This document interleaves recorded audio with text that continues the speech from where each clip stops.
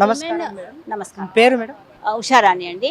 నేను చిన్నపిల్లల కోసం, ఆడపిల్లల కోసం హోమ్స్ రన్ చేస్తున్నాను. Women's transgender joint action committee నుంచి మాట్లాడుతున్నాను నేను ఇవాళ. ముఖ్యంగా ఏంటంటే గత 10 ఏళ్లుగా ఈ హింస బాగా రాను బాగా ఎక్కువ అయిపోతూ వస్తుంది. ముఖ్యంగా వీళ్ళు పొలిటికల్గా కూడా యాక్టివ్గా అవుతున్నారు, యాక్టివిస్టులుగా కూడా మారారు.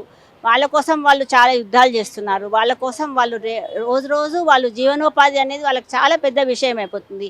ఇళ్లలో నుంచి గెంటబడతారు. ఓ పక్కన సమాజం వాళ్ళని హేట్ చేస్తుంది.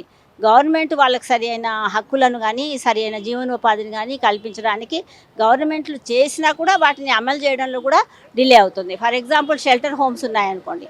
షెల్టర్ హోమ్స్ అనేవి వీళ్ళకు ట్రాన్స్జెండర్స్కి షెల్టర్స్ ఇవ్వడానికి కూడా గవర్నమెంట్ చాలా ముందుకు రావాలి.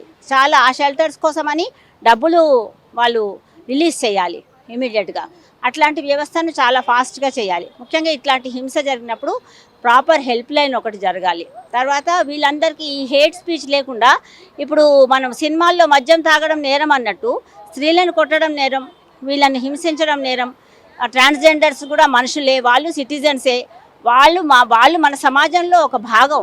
సమాజంలో వాళ్ళు ఎక్కడో లేదు అంటే కుంటి వాళ్ళు, గుడ్డి వాళ్ళు, ట్రాన్స్జెండర్సు, మైనారిటీసు వీళ్ళందరూ పనికిరాని వాళ్ళు. దేశంలో అందరూ కాళ్ళు చేతులు వ్యవస్థలో, కుటుంబ వ్యవస్థలో ఉండి ఉన్న వాళ్ళనే గౌరవంగా చూస్తాము, ఉన్న వాళ్ళకే హక్కులు ఉంటాయి అంటే అది కరెక్ట్ కాదు. ప్రతి క్షణము కూడా ప్రతి మనిషి కూడా ఈ దేశంలో పుట్టినందుకు ప్రతి సిటిజన్గా వాళ్ళకు అన్ని రకాల హక్కులు ఉంటాయి. ట్రాన్స్జెండర్కి అన్ని రకాల హక్కులను కల్పించాలి. ప్రత్యేకంగా కల్పించాల్సిన పౌర హక్కులు ప్రత్యేకంగా కల్పించాల్సిన అవసరం ఉంది. ముఖ్యంగా ప్రస్తుత ప్రభుత్వం చాలామంది వైలెన్స్ చాలా పెరుగుతుంది.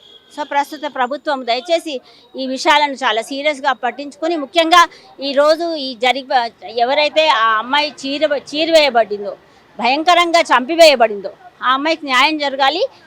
ఎవరైతే చేశారో వాళ్ళని వెంటనే పోలీసులు పట్టుకుని వాళ్ళను తప్పకుండా తగిన శిక్ష వేయాలి.